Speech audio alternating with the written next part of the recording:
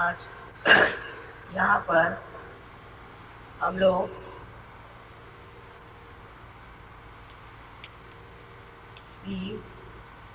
शिव जी की पूजा करने के लिए एकत्रित हुए हैं।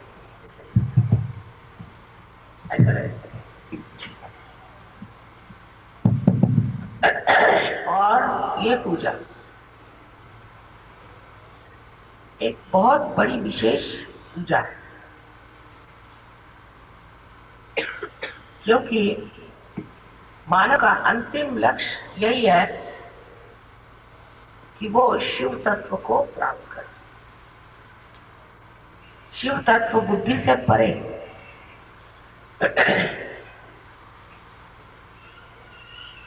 उसको बुद्धि से नहीं जाना जा सकता। जब तक आप आत्म साक्षात्कारी नहीं होते, जब तक आपने अपने आत्मा को पहचाना नहीं, अपने को जाना नहीं, आप शिव तत्व को जान नहीं सकते। शिव जी के नाम पर बहुत ज्यादा आडंबर, अंधता और अंधश्रद्धा फैली हुई। किंतु जो मनुष्य आत्म साक्षात्कारी नहीं, वो शिव जी को समझ ही नहीं सकता, क्योंकि उनकी प्रकृति इस प्रकार की है कि वो समझने के लिए सबसे पहले मनुष्य को उस स्थिति में पहुंचना चाहिए जहां पर सारे ही उदात्त, सारे ही महान तत्व अपने आप विराजित है।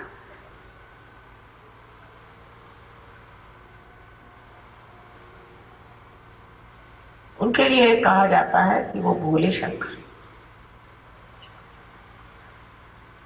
आजकल बुद्धिवादी बहुत से निकल आए हैं संसार में और अपनी बुद्धि की उड़ान से जो चाहे वो पटार दिखाकर, और फिर कहते कि ये शिव जी तो भोले हैं। किसी का भोला होना बुद्धिवादियों के हिसाब से तो एकदम ही बेकार चीज है। आजकल जितना आदमी चालाक और धूर्त होएगा, वही बड़ा यशस्वी हो जाता। तो ये भोले शंकर, इनका भोलापन कैसे समझा जाए? आजकल के संसार में तो लोग सोचते हैं जो आदमी भोला होता है वो बिल्कुल नगण्य, बिल्कुल बेवकूफ। लेकिन शिव जी का भोलापन ऐसा है कि जहां वो सब कुछ है। एक समझ लीजिए, जरूरत से ज्यादा कोई बड़ा ही श्रीमंत रईस आदमी हो जाए और उसको विरक्ति आ जाए और उसका लोग धन उठा के ले जाते, तो लोग कहेंगे अजीब भोला आदमी है, इसके लोग धन चुरा रहे और इस पर कोई असर ही नहीं।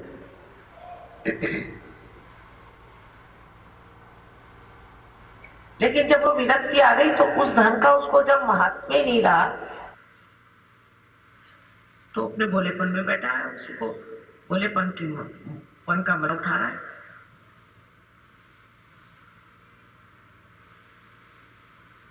जब सब चीजें अपने आप हो ही रही है, सब जब कार्यान्वित ही है, तो शिव जी का उसमें कार्यभाग क्या रह जाता है कि वो भोलेपन से सब देखते रहे, कि वो साक्षी सुख होकर के शक्ति का कार्य देखते रहे। शक्ति ने सारी सृष्टि रचाई और शक्ति ने ही सारे देव देवताएं बनाए और उनके सारे कार्य बना दिए। उनकी नियुक्ति हो गई। और अब शिव जी को क्या काम? शिव जी को बस देखना मात्र, और उनके देखने में ही सब कुछ आ जाए। उनके भोलापन का जो असर है वो ये है कि जिस पे उनकी दृष्टि पड़ जाए वही तर जाए। जिसके तरफ उनका चित्त चला जाए नहीं तर जाए।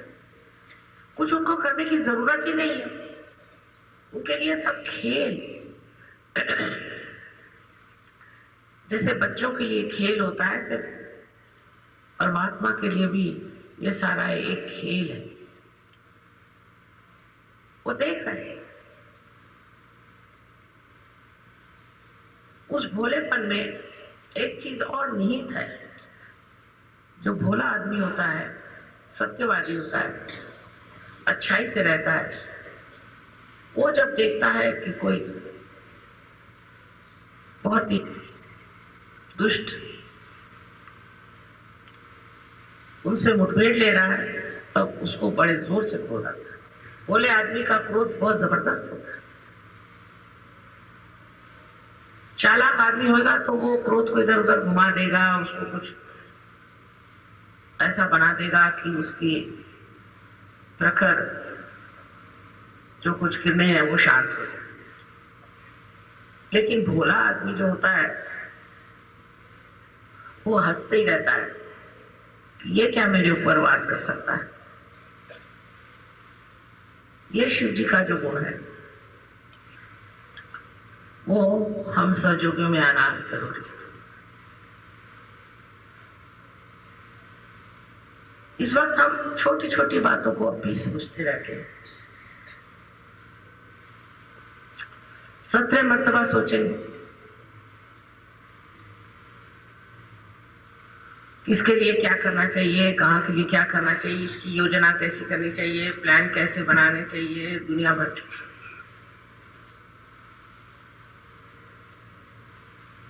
जैसे शिव जी ने शक्ति पर सब छोड़ दिया है, आप लोग भी सब कुछ शक्ति पर छोड़ सकते हैं।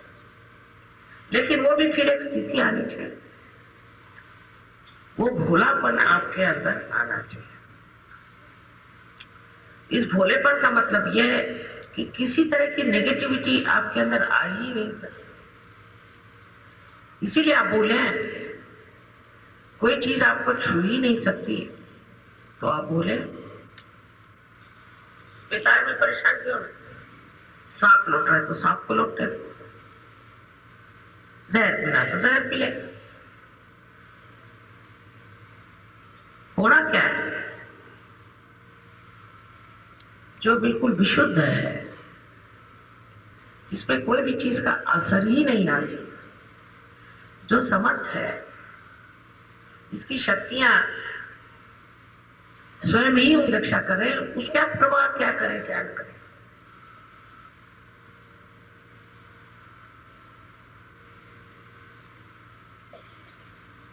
ये शक्ति हमारे अंदर शिव तत्व से आती है। किंतु शिव तत्व को प्राप्त करने के लिए पहले आत्म साक्षात्कार होना चाहिए।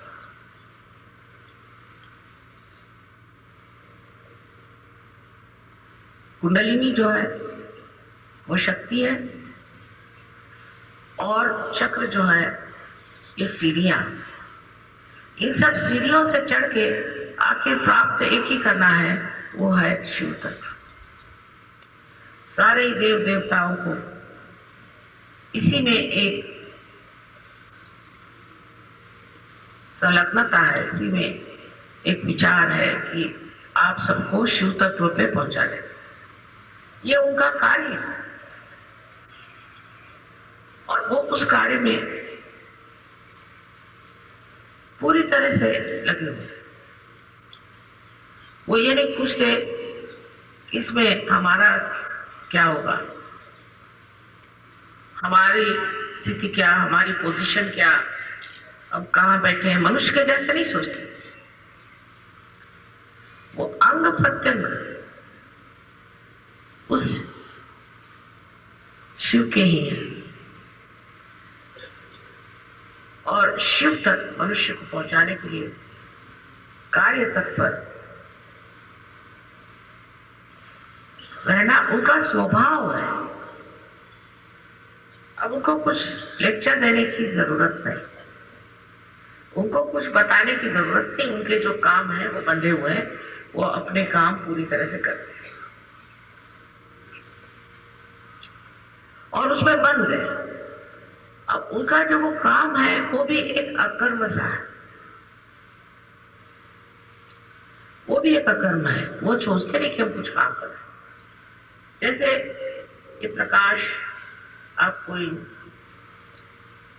बिजली से आ रहा है और उसमें जड़ होने के कारण कोई शक्ति नहीं कि वो सोचे, और क्योंकि ये सब देवता लोग ये विचारिता में बैठे हुए हैं, ये भी कुछ सोचते नहीं और जानते भी नहीं कि उनमें क्या शक्ति है। जैसे कि खाने की चीनी है, शुगर है, साकर, वो सब मिठास देती, और वो नहीं जानती कि उसके अंदर मिठास है। इसी प्रकार सहयोगी जब कार्यरत होते हैं तो वो ये नहीं जानते कि हमारे अंदर ये शक्ति है इसलिए हम कार्यरत हैं, बस हम हैं कार्य। जिस वक्त आप लोगों के दिमाग में बात आए कि हमने ये कार्य किया, हमने वो कार्य किया, हम लीडर हो गए, हम ये हो गए, तब सोचना चाहिए कि आप सहयोगी नहीं। सहयोग में मनुष्य अकर्म में आ जाता है, वो करते रहता है, दिखने को लगता है कि ये कर्म कर रहा है, पर उसको ज्ञान नहीं होता कि वो कुछ कर्म कर रहा है। उसका प्यार, उसको मालूम नहीं होता कि वो प्यार कर रहा है, पर लोग जानते हैं वो बहुत प्यार कर रहा है।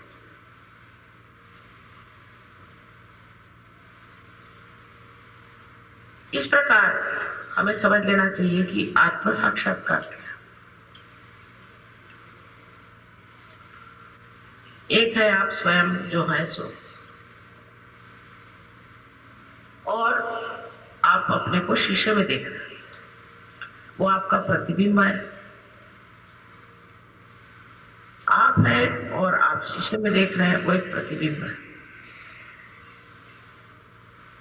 और उस प्रतिबिंब को देखने की जो क्रिया है, देखना मात्र जो है, ये किसी चीज है।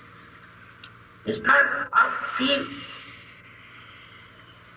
दायरे में घूम रहे हैं। एक तो आप देखने वाले, एक जो आपको दिखाई दे रहा है, और जो देखने के लिए। ये तीनों ही चीज खत्म हो सकती। कैसे? इधर आप ही शीशा बने, आप ही अपना आईना बन गए।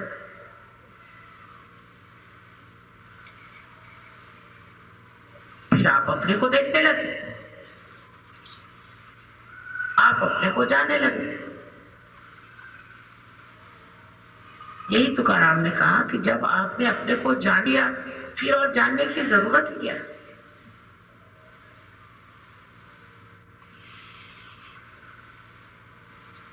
तब ये तीन दायरे टूट करके आप स्वयं में स्थिर हो गए। यही स्थिरता जब पूरी तरह से बन जाती है, तब कहना चाहिए कि शिव तत्व स्थिर है, क्योंकि शिव तत्व अटूट है, अटल है। इस शिव तत्व में जब आप बैठ जाते हैं तो आपको ऐसा नहीं लगता कि आप कुछ कर रहे हैं, आप अपने में समा रहते हैं। फिर आप ये भी नहीं खोजते हैं कि मुझे कुछ और करना चाहिए। जैसे आजकल बहुत से लोग कहते हैं हम बोर हो गए, क्योंकि आप अपने को देख नहीं सकते। आप अपने साथ रह नहीं सकते। आप अपने साथ 5 मिनट बैठे तो आपके तो भाग खड़े हो जाए। और मेरे लिए तो अपने साथ बैठना सच्ची बात। इस रस को जब आप प्राप्त करते हैं तब एक भोलापन आपके अंदर है। कोई कहेगा कि वो तुमको ठगा रहा है तो ठगा, वो तुमको मारने आ रहा तो आ, वो तुम्हारा ये बिगाड़े तो बिगाड़े, आगे होगा। अगर हम आत्मा है और जिसे कि कोई नष्ट नहीं कर सकता, तब हमें कौन नष्ट कर सकता। किंतु ये विश्वास हमारे अंदर बैठना बड़ा मुश्किल। आत्म साक्षात्कार के बाद आप सहयोगी हो गए, लेकिन शिव योगी होने के लिए परम विश्वास है। अब जैसे कोई साहब जा रहे हैं तो कहेंगे भाई वहां कर्फ्यू, हम कैसे जाएं। आप सहयोग। आज तक इस बंबई शहर में कोई भी सहयोगी को नुकसान नहीं। आप भूल गए, आप सहयोगी। आपके आगे पीछे देवदूत गण सब लगे, लेकिन जैसे ही आपका विश्वास टूटा, आगे जाओ मरो। और जब विश्वास बना रहा तो आप चले जा रहे।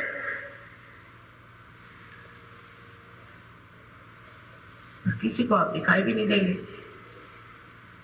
और जिनको दिखाई देंगे वही पार हो जाएंगे। ऐसे नाना भी प्रश्न हमारे अंदर आते हैं, क्योंकि हम मानव है अभी, और तरह तरह की असुरक्षितता, इनसिक्योरिटीज हमारे अंदर बनती,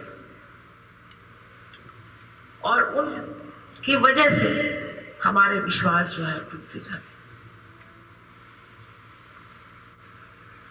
दूसरी बात कि हमसे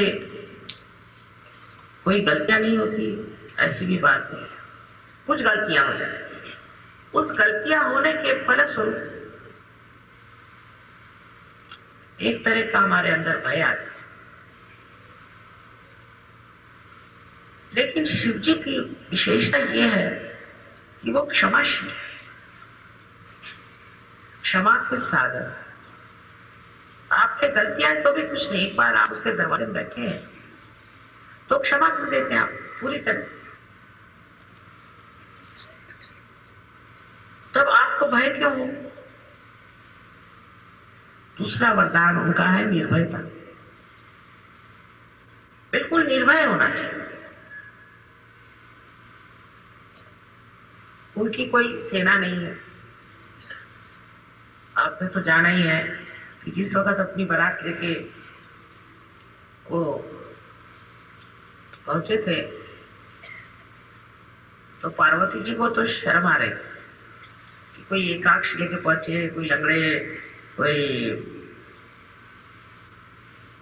पागल दिखने वाले हिप्पी जैसे लोग कुछ हुआ साथ में, अजीब सजीब लोगों को लेकर पहुंचे बारात।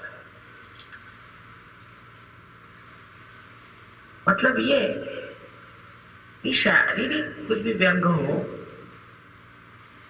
और जनसाधारण के लिए ऐसे लोग कुछ विक्षिप्त से लगे और विचित्र से लगे, अवघड़ लगे, लेकिन उनके अंदर शब्द। इसीलिए शिव के कोई भी प्रार्थना की जरूरत नहीं। उनके मंदिरों में कुछ सोने चांदी के चढ़ावे की जरूरत नहीं। मुक्त बैठे, किसी भी चीज में ऐसी शक्ति नहीं कि उनकी शोभा बढ़ा। ऐसी कोई संसारिक दृष्टि से मूल्यवान कोई सी भी ऐसी वस्तु शिव जी के लायक नहीं। इस तत्व को हमारे अंदर आना बहुत जरूरी है। आज समाज में, संसार में अगर देखें तो पैसे का मूल्य जरूरत से ज्यादा है। हर आदमी पैसे का ही मूल्य देखता है। किस चीज में पैसा मिलेगा, क्या करने से पैसा मिलेगा।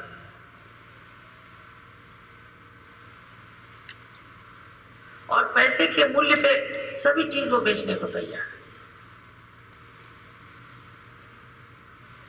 पैसे तो नष्ट भी हो सकते हैं, दुष्ट कर्म में भी डाल सकते हैं, बच्चों को बिगाड़ सकते हैं। इसके इतने दुष्परिणाम। लेकिन शिव तत्व में बैठा हुआ मनुष्य, उसको किसी चीज की इच्छा नहीं, निरीक्ष, क्योंकि वो आत्मन्य आत्मनिष्ठ, अपनी आत्मा से ही वो अपनी उसकी आत्मा तुष्ट है। वो कहीं आप सुला दीजिए, शरीर के कोई उसको चिंता नहीं होती, शरीर के आराम की उसको चिंता नहीं होती। कहीं भी सुला दीजिए उसको, कुछ भी खाने को दे दीजिए, नहीं तो मत दीजिए। और फिर जब ये दशा आ जाती है तो वो सभी चीजों पर अधिकार करते। जैसे आपने ऐसे आदमी खाने को नहीं दिया, भूखा रखा, लेकिन वो एक नजर फिरा दे तो हजारों आदमियों को खाना दे सकते। उनको शरीर को कोई आराम नहीं है। सोने के लिए उनके लिए पहाड़ पे उनको सुला दिया, लेकिन उनकी नजर दाता जिस पे पड़ जाए वो नजरदान से पड़। अब ये कौन सी शक्ति है जिससे वो सबका कल्याण करते हैं? वो है परम चैतन्य, और उसका जो स्पंदन है, जिसे कि शंकराचार्य ने स्पंद कहा। इस स्पंद की शक्ति उनके शरीर से बहती रहती, और जिस आदमी को वो छू जाती है उसी का कान हो जाता है। जिस भूमि पे वो पड़ जाती है वो भूमि बहुत ज्यादा फल फूल देने वाली बन सकती है। स्त्री पे पड़ जाएगी वो बड़ी सुबुद्धि वाली और बहुत यशदायी स्त्री हो सकती है। जिस पर भी पड़ जाए उसका भला ही हो सकता है। स्पंद ऐसी चीज है कि जिससे अच्छाई ही आ सकता है, बुराई नहीं। कोई आदमी आपको मारने पाए उसका परिवर्तन हो सकता है। कोई आपको सताने आए उसको सुबुद्धि आ सकती है। एक तरह की जो परिवर्तन की शक्ति इस स्पंद में है, ये बड़ी हमारे लिए समझने की बात है। इसलिए हर आदमी को आपको क्षमा कर देना चाहिए। आप क्यों उसका बदला ले रहे हैं? कोई जरूरत नहीं। आप सही हैं, ये स्पंद पे छोड़ दीजिए, इस वाइब्रेशंस पे छोड़ दीजिए। ये सब समझते हैं, सोचते हैं, सब कुछ पूरी तरह से ऑर्गेनाइज कर। इस शक्ति को आपने प्राप्त किया है, यह आप में से अव्याहत बह रही। इस शक्ति को आपने आजमाया, देखा कि इससे कितना फायदा होगा। अब जो लोग बुद्धि से इसको जानना चाहे वो नहीं जान सकते, लेकिन आपको अनेक चमत्कार देखे, और ये कितनी प्रचंड शक्ति, कितनी ऊंची शक्ति है, कितनी बड़ी शक्ति है जो कार्यान्वित है और आपको मदद करे, और आप इसके अधिकार को प्राप्त हो रहे हैं। उस वक्त हमें यही सोचना चाहिए कि अगर शिव तत्व होने से ही हमें हर एक चीज पर, पूरे पर्यावरण पे आपका शिव तत्व चल सकता है। आजकल पर्यावरण का बड़ा भारी संकट संसार पे छाया है। जितने सहयोगी होंगे उतना पर्यावरण शुद्ध जाएगा, अपने आप शुद्ध हो जाएगा। इसके अधिकार पथ पे आने के लिए सब पहले हमें ये कर लेना चाहिए कि अब हम मानव स्थिति में ही, हम अब दैवी स्थिति में आ गए। तो मानव स्थिति की जो हमारे अंदर गलतियां हैं, जो खींच है, उससे हमें छुट्टी मिलनी चाहिए। ये मानव स्थिति हमें खींचती है नीचे, बस मानव स्थिति हमें खींचती है और बार बार हमारे ऊपर आक्रमण करती। ऐसे ही हम जड़ से पैदा हुए। पहले तो आत्मा का था, इस जड़ से ही रहा और अब भी यह जड़ता बीच में खींचा।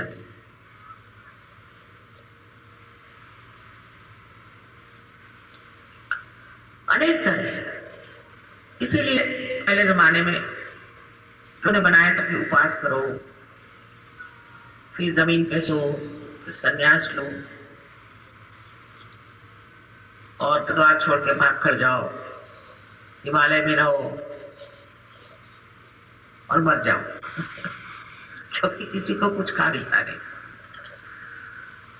पर सोचते थे लोग कि इस तरह के अनेक जन्मों में तपस्या करने से अंत में आत्म साक्षात्कार होगा। लेकिन आज का सहयोग ऐसा है जहां आप पहले अपने आत्म साक्षात्कार प्राप्त करें। मराठी में आदि कलश पाया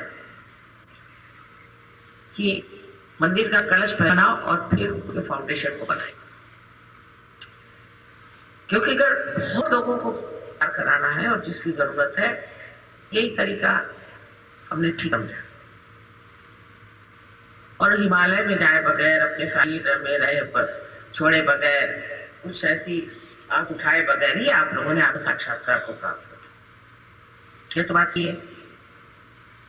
और आपसे स्पंद बहने लगे, आपने स्पंद की शक्ति दिया, यह तक तो कुंडली ने काम कर। अब आगे आपको काम करना, और वो काम क्या है? पहले तो अपनी ओर देखना। जब आप शीशा हो गए तो अपने शीशे को, तो आप शीशा है तो आप अपने को देखिए। पहले अपनी ओर नजर कर लीजिए कि मैं अभी एक सर्वसाधारण मानव के जैसे रह, शराब छूट गई, सिगरेट छूट गई, गालियां मुंह से निकलना बंद हो गया और स्वभाव भी बहुत शांत हो गया, चेहरे पे भी मासूमियत आ गई, भोलापन आ गया, सब छोड़। लेकिन अभी क्या मैं अपने को देख सकता हूं? क्या मैं अपने को अपने मजे में रख सकता हूं कि मैं बोर हो जाता हूं? पहली चीज इसी से देख लीजिए, आप बोर हो जाते हैं।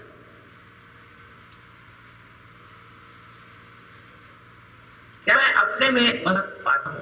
मैं अपने ही से आनंद प्राप्त कर सकता हूं? और क्यों नहीं कर सकता? इस पर आप बुद्धि से विचार कर सकते। क्या है?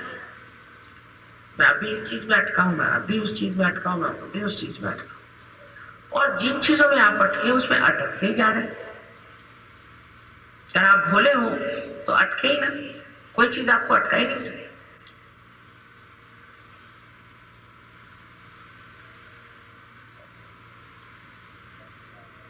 और जिन चीजों में आप अटक रहे थे वो आपको बांध ले और फिर से आप में वही मानवीय जीवन शुरू हो जाएगा। लेकिन अगर आप उन चीजों को देख लें, हाँ ये चीज हमें अटका रही है, ये हमारे अंदर एक चीज है, देखने से ही ये चीज गिर जाएगी। इसकी ओर दृष्टि करने से ये चीज चली। अगर हमें एक नया संसार बनाना, एक बहुत सुंदर ऐसी विश्वात्मा की इच्छा है, एक विशेष तरह की तैयारी, विशेष तरह के लोग तैयार हैं, ऐसे जो कि जो खालिश, इसके बारे में अनेक संसाधनों ने और सबने इच्छा की थी। वो अगर आपको करना है तो फिर ये जरूरी है कि आप अपने शिव तत्व को ठीक करें। शिव तत्व में आप जान लेंगे कि आप में अब भी क्या क्या चीज घुसी हुई। जैसे आजकल हिंदू मुसलमानों का झगड़ा था, कोई हिंदू हो जाने से शिव तत्व नहीं पाता, न मुसलमान होने से नहीं पाता, न ईसाई होने से पाता है और नहीं कुछ होने से पाता है। ये सब बाह्य के आडंबर है।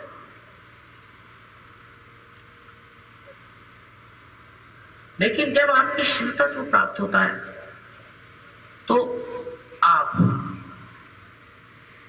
श्री राम को भी मानते हैं और आप मोहम्मद साहब को भी मानते हैं।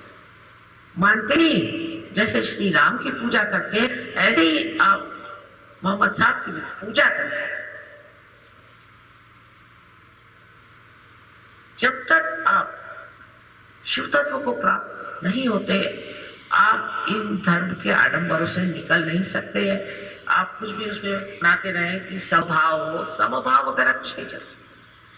अंदर से उनकी भी उतनी ही पूजा होनी चाहिए जितनी आप श्री राम करें।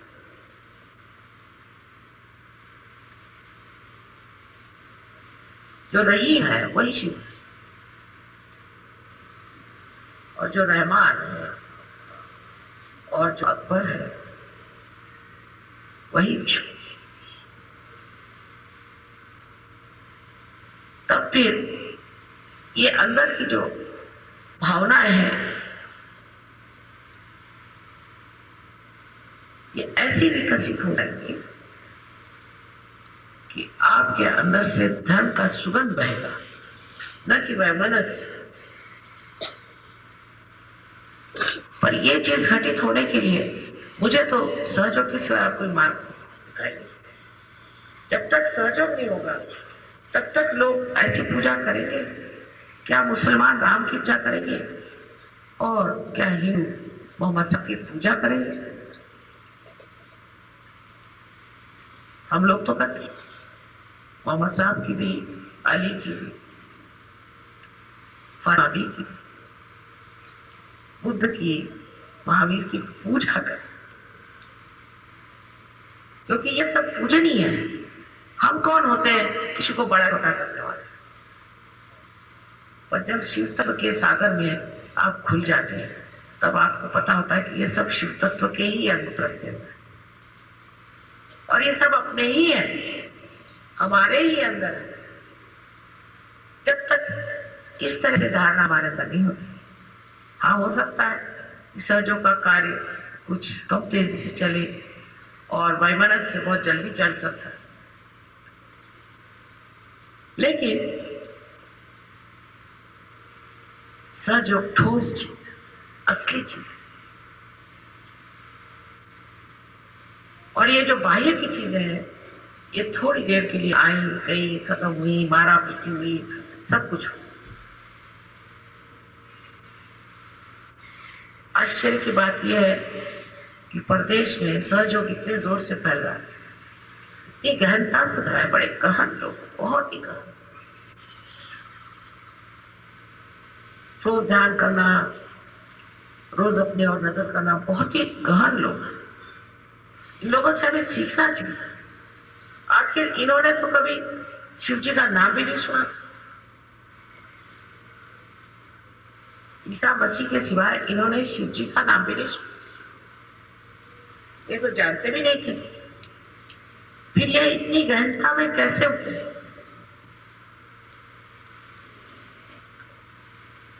हम लोग रोज ही सुनते रहते हैं मंदिरों में जाके घंटियां बजाते हैं, मस्जिदों में जाके नमाज पढ़ते हैं, चर्च में जाके प्रेयर करते हैं, और सब ठन ठन गोपाल। और ये लोग जिन्होंने कभी मेरे ख्याल से भगवान को भी नहीं याद किया हो, इन लोगों में ये गहनता कैसे आ गई? रशिया के लोग देखिए, एक गांव में 22,000 सहयोगी बैठे हैं रशिया में, 22,000। तो ऐसे हम लोगों में कौन सी खराबी आ गई कि जिसके कारण हम लोग उस गहनता में नहीं उतरते? उसकी वजह ये कि रोज हम अपने को देखते नहीं, ध्यान नहीं देते। पहले अपने को देखना चाहिए, अपनी और नजर चाहिए। ये नजर इन लोगों में कहां से आई है मैं नहीं बता सकती, इसको किस चीज ने उनके अंदर स्फुरित किया मैं ये नहीं जानती, लेकिन परिणाम रूप कर देखिए तो बड़े ही धन लोग कभी मुझसे ये नहीं कहेंगे कि हमारे पैसे का क्या होगा, या हमारे बच्चों का क्या होगा, हमारे रिश्तेदारों का क्या होगा, बाप का माँ का, ये सब कभी नहीं। ये कि माँ मेरा क्या होगा, मैं कहाँ जाऊँ, मैं क्या प्राप्त करूँ। और जैसे ही वो इस तत्व में आ गए, उनके सारे प्रश्न अपने आप ही हल हो गए, क्योंकि शिव तत्व में शक्ति ही है कि वो सारे प्रश्न पूरी कर, उनके प्रश्न अपने आप ही हल हो जाते। वो कहते कि हम प्रश्न करने से पहले ही प्रश्न हल हो जाते। हमने कहा भाई तू उसका क्या तो हो गया, मैंने कहा कैसे हो गया, भगवान की कृपा से ये भी हो गया, वो भी हो। और जो लोग शराब पीते थे, सब करते थे, क्या दुनिया भर की चीजें बेचारे करते थे, वो पता नहीं कैसे उस दलदल से निकल करके आकर किनारे पे बैठ गए। हम लोग अभी भी किसी न किसी चक्कर में थोड़ा घूमते ही रहते। इस चक्कर को खत्म करना चाहिए। आज शिवरात्रि के दिन विशेष करके अपने शिव तत्व को वो आपको सारे गुणों से अलग कर, सारे शिव तत्व में ऐसे गुण है कि सहज में ही आपके अंदर धर्म आ जाए, सहज में ही आपके अंदर सुबुद्धि आ जाएगी, सहज में ही सारा ज्ञान आपके अंदर आ जाएगा, सहज ही आप में माधुर्य आ जाएगा, सहज में ही कल्पता आ जाएगी। न जाने कितने ही गुण सहज में आपके अंदर आ सकते हैं, लेकिन पहले ये जान लेना चाहिए नम्रता पूर्वक कि अभी हम उस तत्व पे उतरे नहीं और हमें उतरना है। और दूसरे ये कि सारी सहज में हमारे से प्रस्फुटित होगी, सहज कुछ करना नहीं पड़ेगा।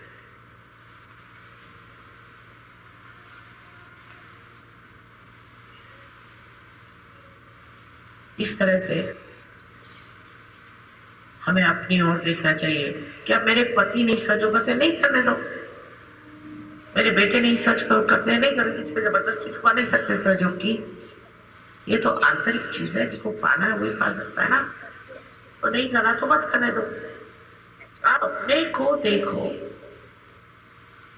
अपने को जानना, अपने को देखना, यही आत्म साक्षात्कार। फिर आपको देख करके लोग सहयोग में उतरे और इस परम तत्व को पाने के बाद आप लोग कितने शक्तिशाली हो जाएंगे कि न जाने कितने लोगों को आप परिवर्तित कर दें, ये संसार बदल दें, ये संसार बदलने की तरह। मैं कहती हूँ, कोई कहेगा कि अगर डेमोक्रेसी हुई तो डेमोक्रेसी की ये खराबी है। तो खराबियां डेमोक्रेसी की नहीं, वो खराबी इंसान की है। इसको इब्राहिम लिंकन ने सोचा कि सभी शिव तत्वों पे बैठे, कोई सी भी चीज आप ले आओ वो खराब होनी ही नहीं, उसमें बिगाड़ आना ही हुआ, क्योंकि उसमें बिगड़ने के तत्व है। जैसे हम लोग अचार बनाते हैं ना घर में, तो बहुत उसको सफाई करके धोकर सुखा करके ऐसा बनाते, उसमें कोई कीड़ा मकोड़ा कुछ नहीं रह जाए, कोई ऐसी चीज नहीं रह जाए जैसे अटक रहा हो। वैसे ही हमारा, ऐसे लोग हैं ना। कोई सा भी आप समाज बनाओ, कोई सी भी आप चीज बनाओ, वो सब का यही होने वाला है, क्योंकि उसके अंदर कीड़े, उसके अंदर दोष है। जब तक मनुष्य के अंदर दोष रहेगा, ये जो भी चीज वो बनते रहेगा उसमें दोष आना ही हुआ।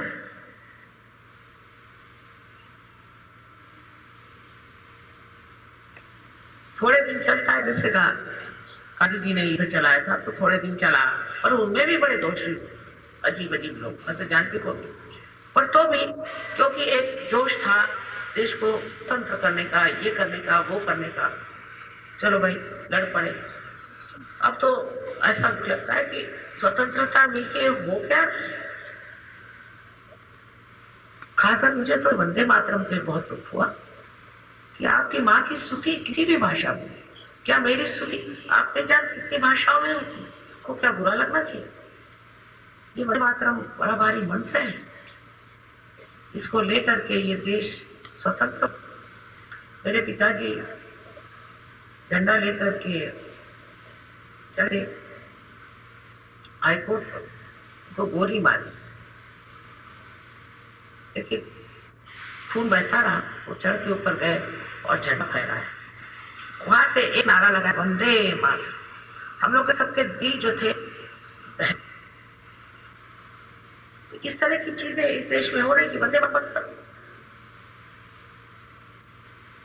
अरे ये देश क्या है, कुछ जानते नहीं, कुछ नहीं। तो ये हो क्या रहा है? इसके लिए स्वतंत्र देश किया था, स्वतंत्र तो जानते नहीं, स्वतंत्र हो गए।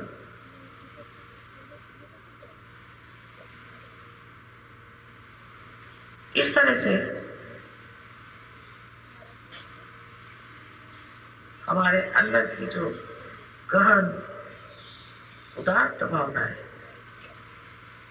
उन भावना को ही पालने वाले शिव है, जो हृदय में प्रेम है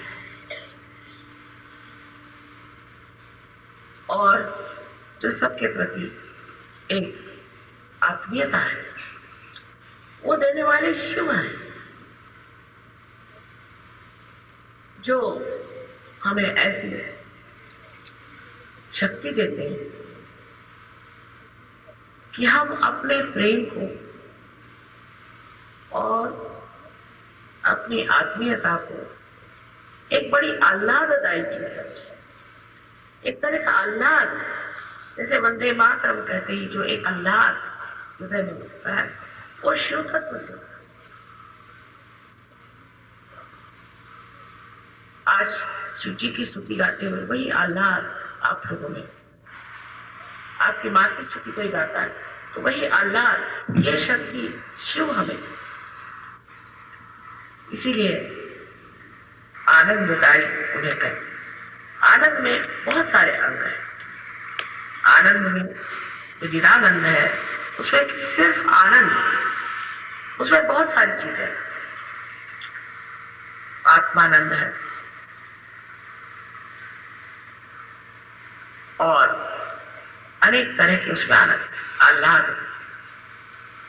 लेकिन आह्लाद जो है, ये हमारे भावना से जुटा, भावनाओं से, भावना में उभरता है। जो भावनाएं हमारे अंदर बंधी हुई है, जैसे कि एक फूल से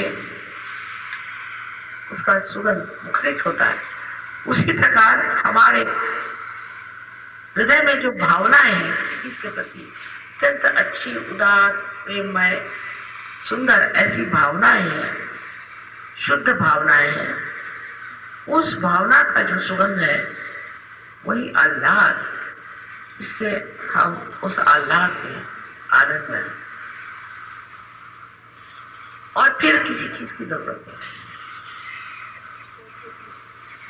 इसको उभारने वाले, इसको जतन से रखने वाले और उचित समय पर इसका अनुभव देने वाले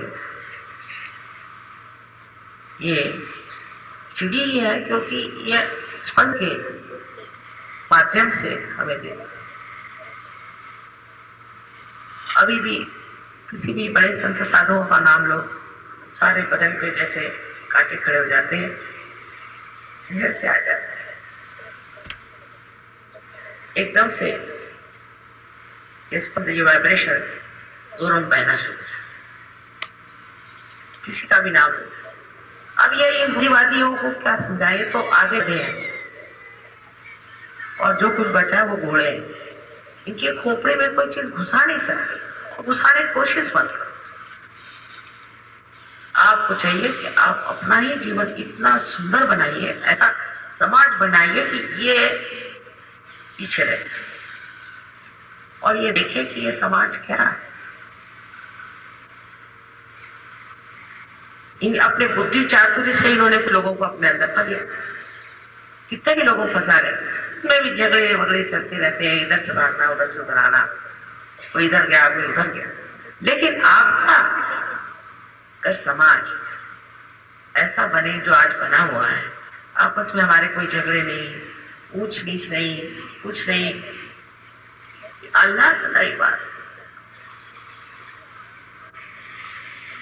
अभी एक साहब बता रहे थे कि दिल्ली में कोई सहयोगी मिल गए तो वो बहुत बीमार, तो उनके प्रक्रिया में कोई नहीं आया, उनके रिश्तेदार नहीं आए, सब सहयोगियों ने अपनी तरफ से किया। एक चीज कहीं हो जाती है तो दुनिया भर से लोग उससे दौड़ने लग जाते हैं उसकी मदद के लिए। कोई ये नहीं सोचता कि ये मेरा रिश्तेदार है कि नहीं है, इससे निर्वाज्य प्रेम है। इसलिए कि सहयोगी, हम भी सहयोगी, बस हमारी एक माँ है, सब एक साथ, एक दूसरों को मदद करने के लिए, एक दूसरों को संभालने के लिए, संवारने के लिए। आपको जो उद्यत करते हैं, उधर आपको मोड़ते हैं, आपको खींचते हैं, वो शिव तत्व। चिंता ही लगी रहती तो सहयोगी ठीक नहीं, चिंता लगी। ये जो चिंता है इसमें कोई लेन देन की बात नहीं है, कुछ उसमें लाभ सोचा नहीं जाता, बस ये कि उसको तकलीफ है।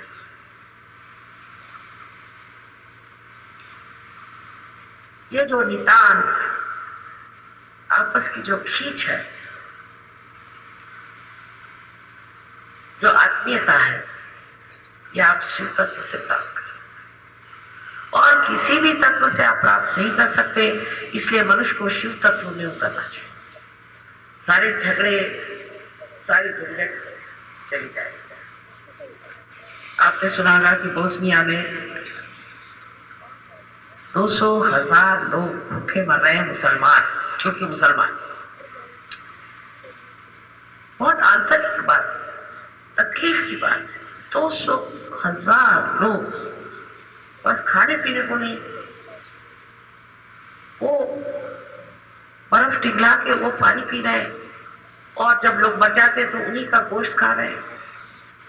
इतनी दुर्दशा में लोग हैं और किसी को उनके प्रति आत्मीयता नहीं। कोई उनको समझता नहीं कि वो लोग मर रहे हैं। मुसलमान देशों में इतना पैसा है, कोई नहीं जाता उनको बचाने, किसी ने कुछ नहीं किया, मर रहे हैं बेचारे।